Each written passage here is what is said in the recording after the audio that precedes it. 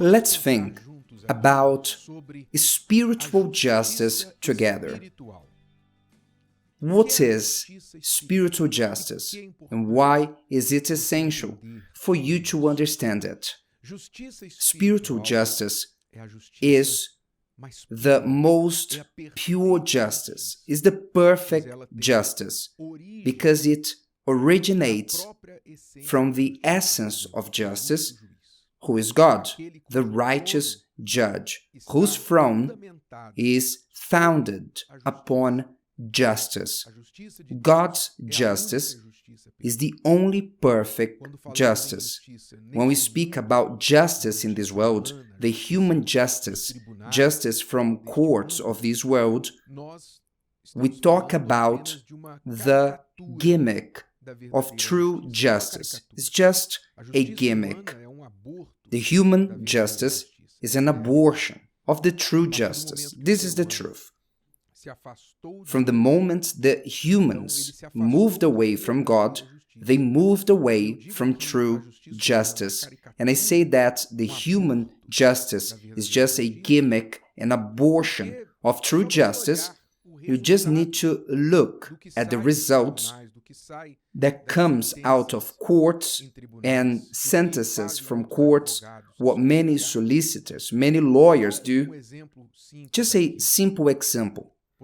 You live years with a person, you got married with a person, you lived with them for 20 years, or I don't know how many years, you dedicated your life to that person, and suddenly that person betrays you. They start to get involved with someone else. After many attempts, you realize that you will have to divorce. And that person does not want to come out of this marriage without taking everything until the last penny. So what do? You go to the family court.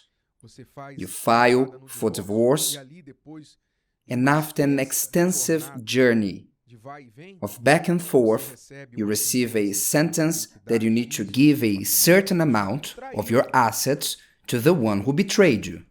You need to give an amount of your assets.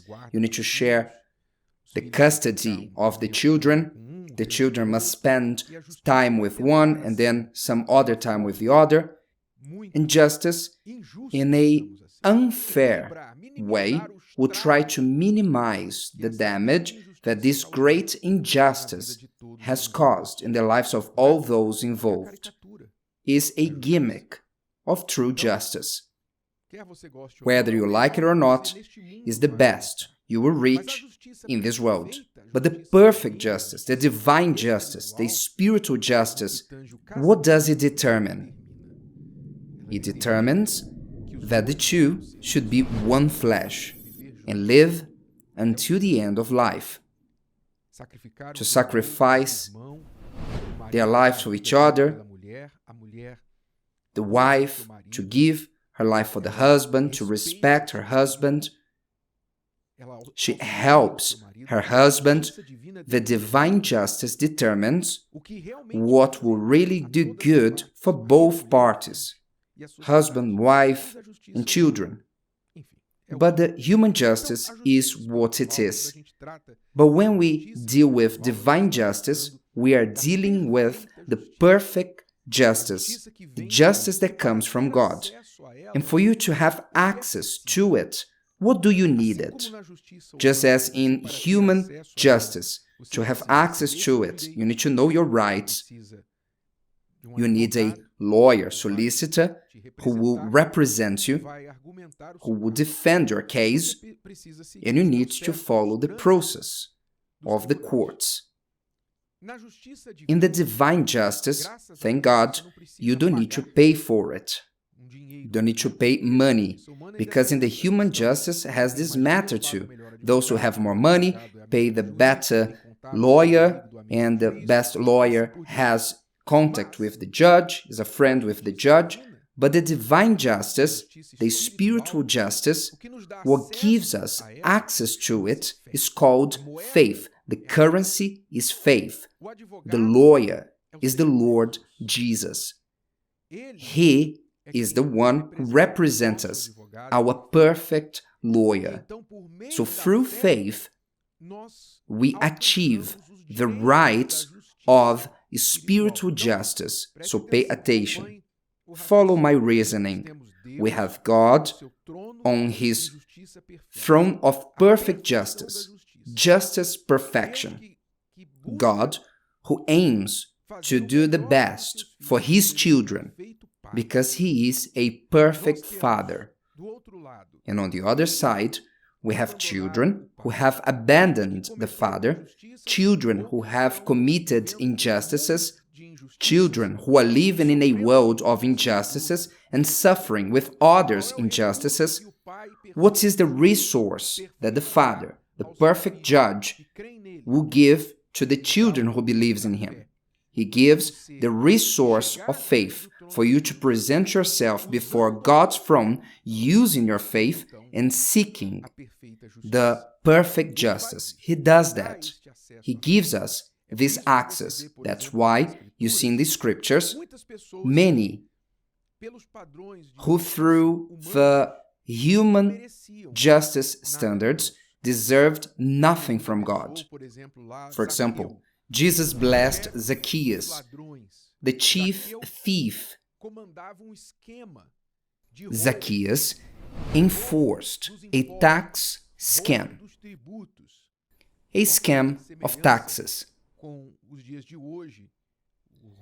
Maybe there's some similarities with white-collar theft,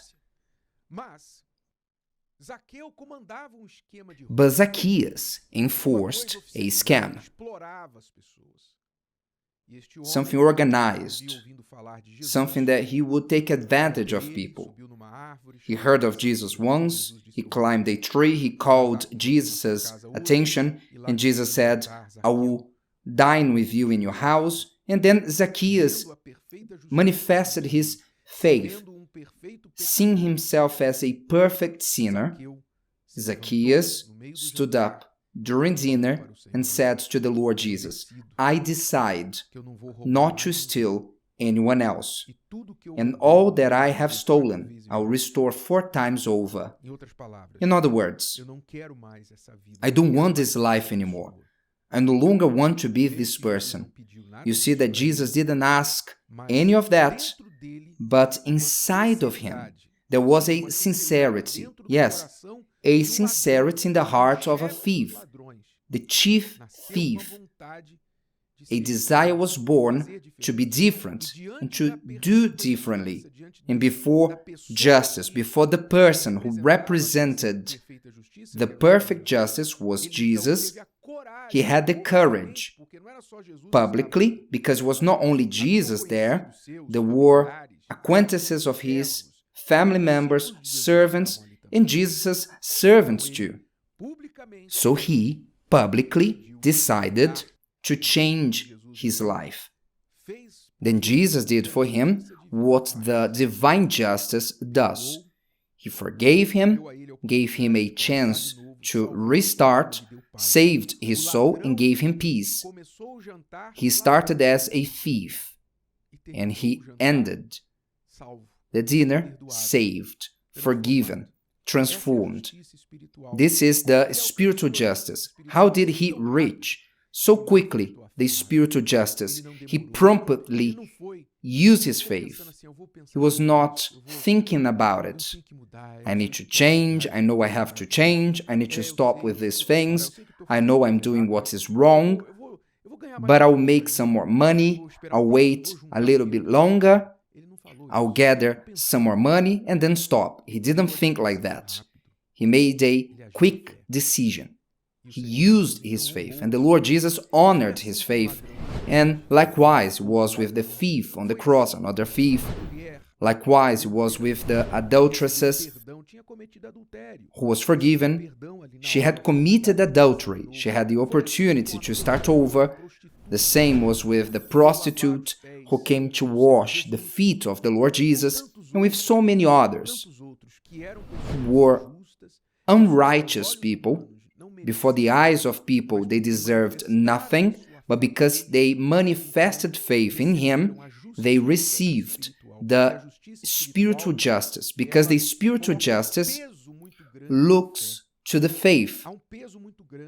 So the pure, sincere faith that the person manifests can erase their past. They can have killed, done heinous acts in the past. But when they give their lives to God, God cleanses this past. He cleanses it. He purifies it. He makes the prostitute a holy woman, the thief a man of God, a killer an apostle. Is what God does through the manifested faith. Is what the Lord Jesus taught. Once the religious wanted to set a trap for him, to incriminate him through his words. They asked about the taxes topic. They asked, is it fair to pay taxes to Caesar, to the Roman emperor? If the Lord Jesus said it was fair, he would have been accused of siding with the Romans and betraying the Jewish people. If he said it wasn't fair, the taxes were unfair, he would have problems with the Roman authorities. Then Jesus, in his wisdom, said, "Get me a coin." Whose face is in the coin? Caesar's. Then give to Caesar what is Caesar's. The coin has Caesar's face. So give to Caesar what is Caesar's and give to God what is God's.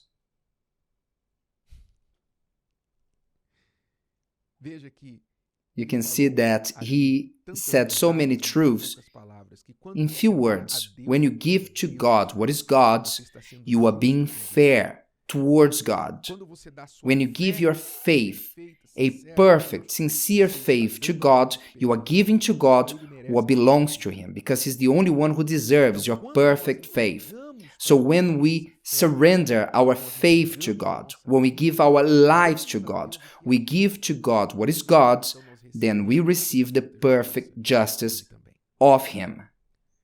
Think, you want God's justice, but have you been fair with God? Have you been giving to God what is God's? Have you been given to Caesar what is Caesar's and to God what is God's? Because if you want what is yours, I want what is mine by right. I want what is mine, my husband, my child, my money, my rights. You want what is yours. But have you been giving others what is theirs? Have you been giving to Caesar what is Caesar's? And have you been giving to God what is God's? Because the spiritual justice is perfect. It does not go towards one side. So be careful that when you ask for spiritual justice, it might be that it may come against you. If today's video helped you and you know someone that could benefit from it, share it with them, and if you haven't subscribed to the channel, you may do so now. See you later.